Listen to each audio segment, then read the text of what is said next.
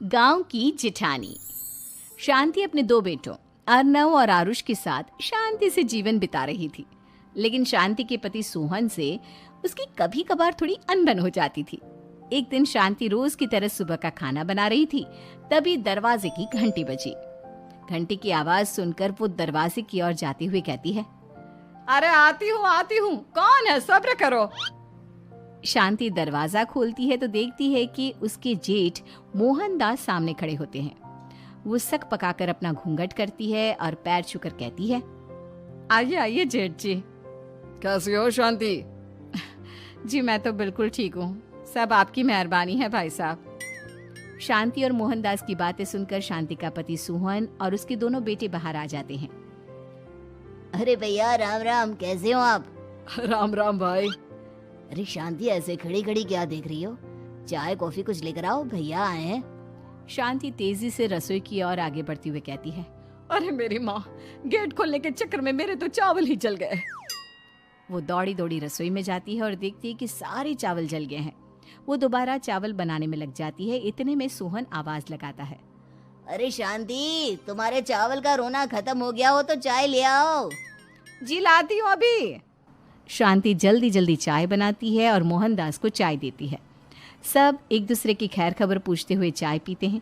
चाय खत्म होती ही मोहनदास शांति की ओर देखते हुए मजाक में कहते हैं, शांति, अब तुम्हारी चाय में दम नहीं रहा, अब हमें चाय बनाने वाली बदलनी पड़ेगी।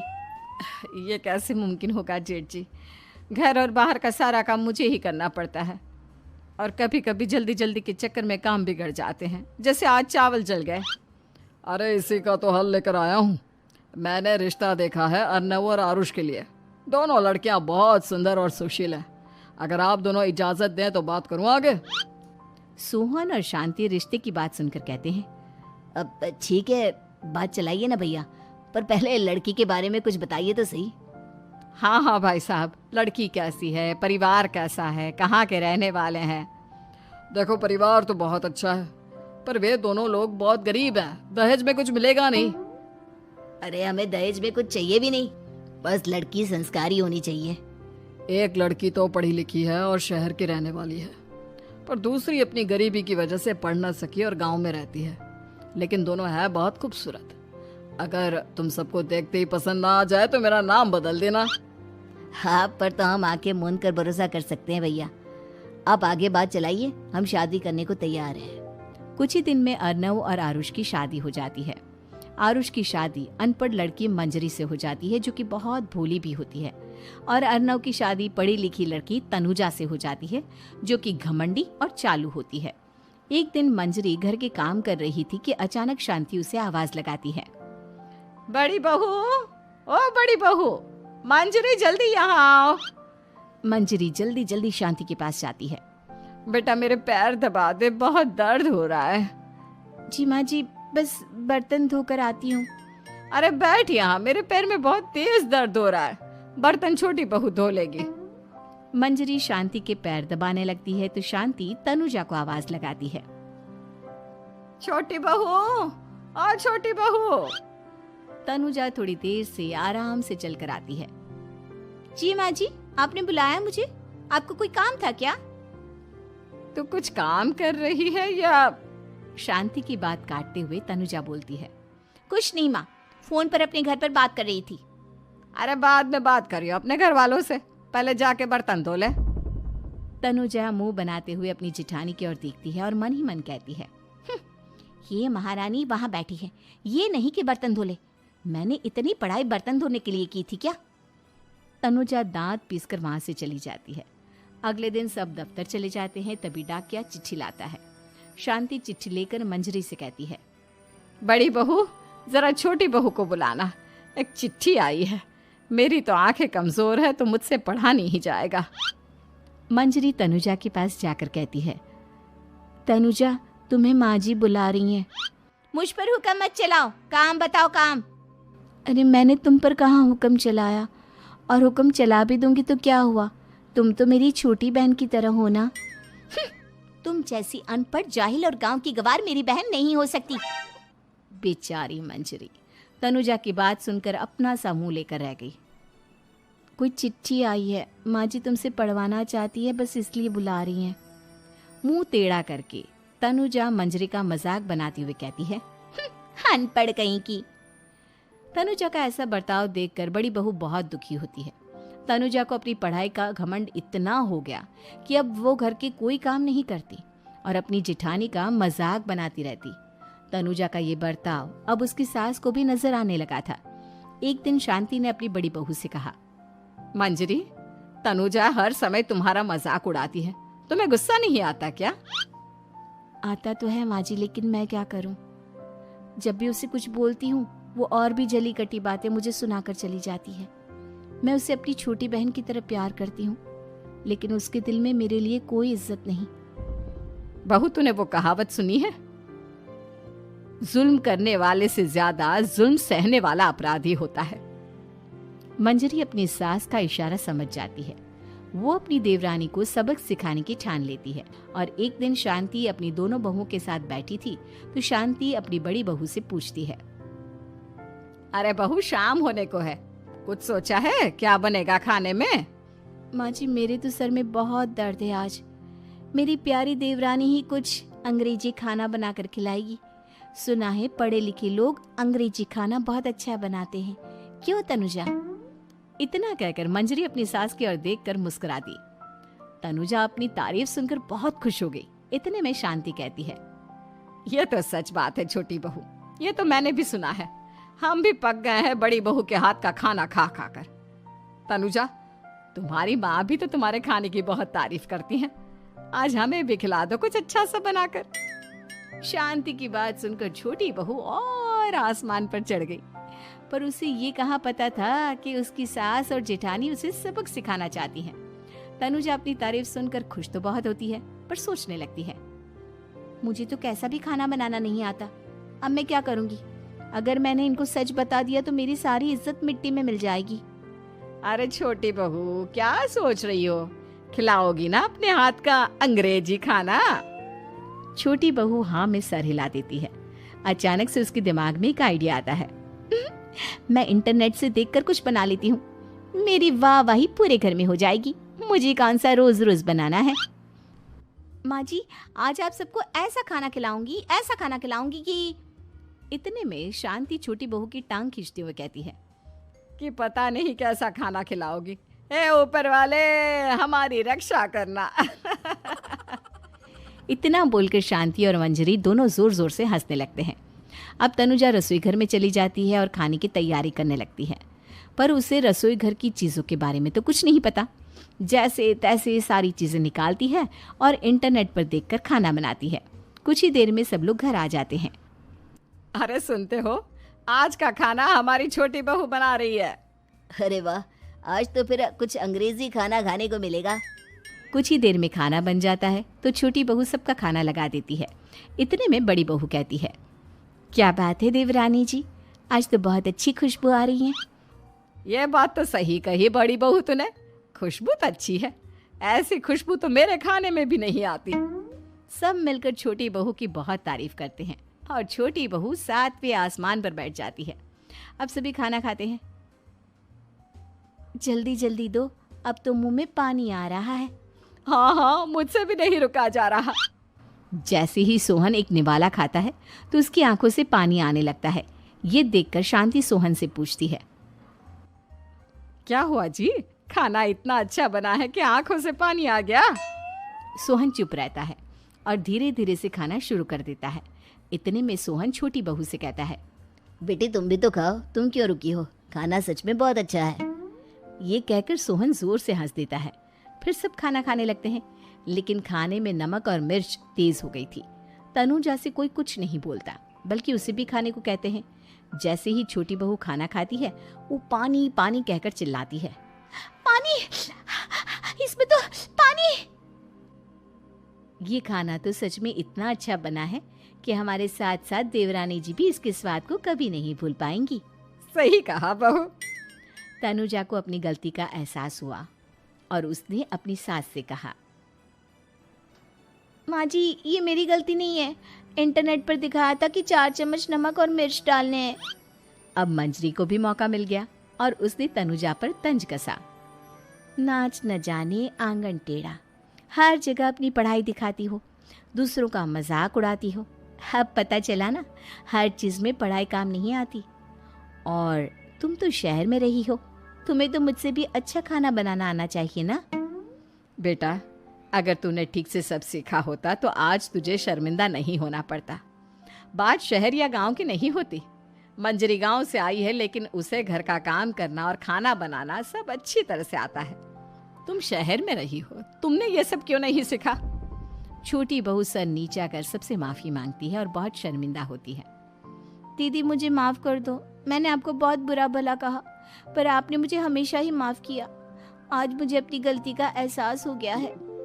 अब दोनों बहुएं मिलकर घर का काम करने लगी और एक दूसरे को अपने गुण बांटने लगी। मंजरी ने अपनी देवरानी को खाना बनाना और घर का काम करना सिखाया, वहीं तनुजा ने भी अपनी जिठानी को पढ़ना लिखना सिखाया। शांति और सोहन ऐसी बहुएं पाक वही गए वो जमाने जब लड़की को घर वाले साड़ी पहनाना सिखाकर ससुराल भेजा करते थे। अब तो अरे क्या सारा दिन ये सड़ा सा पैजामा पहनकर घुमा करती है?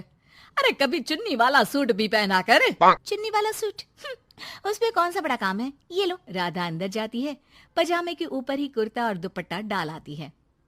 हैप्पी सासू माँ, अब तो पैजामे से कोई दिक्कत नहीं है ना? सास राधा को देखती है। हाँ, कोई दिक्कत तो नहीं, लेकिन बहू तो बहू की तरह ही अच्छी लगती है ना। अरे बिंदी लिपस्टिक लगाया कर। अगले दिन राधा पजामे के ऊपर ऊंची सी साड़ी पहनकर तैयार होकर आती है। ससु माँ, चाय ले लीजिए। अरे राधा, ये क्या झोकर बनी हुई है? अरे साड़ी के नीचे से पजामा दिख रहा है। अरे तो कोई बात नहीं है ना ससु माँ, आप ही को तो बहू ऐसी चाहिए थी ना, बहू जैसी। अब मैं क्या करती? तभी वहां श्याम आ जाता है। अरे राधा, माँ के कहने का मतलब है कि साड़ी मतलब सिर्फ साड़ी। आप भी ना पागल हो गए हैं क्या? सिर्फ साड़ी तो सत्यम शिवम सुंदरम की जिन्नत अमान ने पहनी थी। अरे लोग देखते तो थे जी भर भर के, लेकिन आंखें बंद करके। कैसी बातें कर रहे हैं आप? अरे मोहल्ले वाले क्या कहेंगे ना? अरे बस बस श्याम, तू चुप हो जा। ये औरतों के बीच में मत बोला कर। वैसे भी तेरी बीवी को पढ़ाई लिखाई के सिवा आता क्या है? कल को सिर्फ साड़ी पहनकर निकल आई ना बाबा ना, हंगामा हो जाएगा। अरे बहू, वो कहना ये चाह रहा था कि नीचे ये तू जो पजामा सजा लेती है ना, वो नहीं पहनना है ना? राधा सास की बात सुनकर परेशान सी हो जाती है। वो समझ नहीं पाती कि उसे क्या करना है। मैं कैसे इन लोगों को समझाऊं कि मैंने बचपन से ही सिर्फ पैजामे ही पहने। मेरी शादी के दिन भी लहंगे के नीचे पजामा ही तो था। अरे किसी को पजामे से क्या दिक्कत हो सकती है? क्या करूं मैं? राधा रोने लगती है, जिसे उसका पति देख लेता है। अरे अरे मेरी प्यारी राधा, रो क्यों रही हो? अच्छा चलो, शाम को तुम्हें घुमाने लेकर चलता हूँ, और इतना ही नहीं, मैं तुम्हें शॉपिंग भी करवाऊंगा। राधा ये सुनकर खुश हो जाती है। ओह, आइसक्रीम के साथ शॉपिंग, वाह! मैं भी लिस्ट बना लेती हूँ कि क्या क्या लेना है मुझे। बस फिर क्या था, राधा बैठ जाती है लिस्ट बनाने। माँ देख, तेरी सारी समस्या का मैंने समाधान कर दिया। अरे ऐसा क्या कर दिया? पजामे वाली को छोड़ दिया क्या तूने? अरे कैसी बात कर रही हो माँ? पजामे वाली नहीं, राधा नाम है उसका। तभी डोरबेल बजती है और पड़ोस की चाची घर आती है। उनके हाथ में एक पजामा होता है। अरे मैंने सोचा कि ये कपड़ा सड़क पर गिरा था, किसी ने सुखाने डाला होगा। अब ना ये पेटीकोट जैसा था, ना ही पतलून जैसा। तभी मैं समझ गई ये राधा बहू का पजामा होगा। तो पहनती है ना ये। अरे चाहे पार्टी वेयर हो या फिर घर का कपड़ा, तुम्हारे बेटे की शादी के एल्बम देख रही थी, बहू ने तो लहंगे के नीचे भी पजामा पहना था। ठीक है चाची, दे दिया ना पजामा। अब पजामा पुराण मत सुनाओ, चली जाओ। चाचा जी के खांसने की आवाज आ रही है, जाकर पानी दे आओ उन्हें। अरे हाँ हाँ, जोरू का गुलाम जा रही हूँ मैं। चाची के जाने के बाद अरे अड़ोस पड़ोस वालों को बोलकर क्या फायदा होगा बेटा, अब तो घर मशहूर हो जाना ही है पजामे वाली बहू के नाम से। तभी वहां ससुर आ जाते हैं।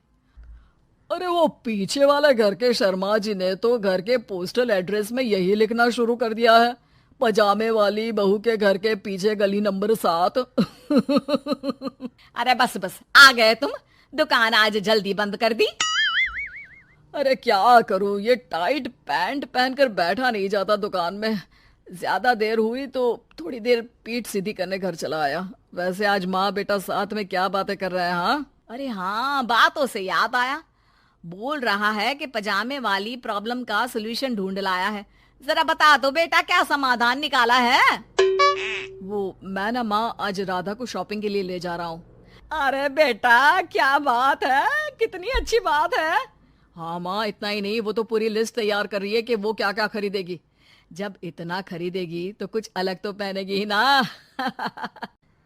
उधर राधा बाजार जाने के लिए पजामा टी शर्ट पहनकर तैयार हो जाती है। चलिए जी, मुझे काफी सामान लेना है। पति श्याम उसे बाजार ले जाता है, जहां राधा एक नहीं दो नहीं बल्कि 12 पजामे खरीदती है, वो भी अलग अलग रंगों के। और वो सारे पजामे लेकर घर आ जाती है। अरे आ गई बहू रानी, क्या लेकर आई हो? पिताजी ये देखिए, आपके लिए ये पजामा लेकर आई हूँ, प्योर खादी का है। पैंट लुक में इसे आप दुकान में भी पहन कर जा सकते हैं। और खुद के लिए ये 12 पजामे, हर रंग हर प्रिंट के। राधा अपने कमरे में चली जाती है, लेकिन सास सर पर हाथ रखकर बैठ जाती है। हाय रे फूटी किस्मत, भाग्य में साफ सुथरी सजी धजी बहू दिखना लिखाई नहीं है तो क्या किया जा सकता है।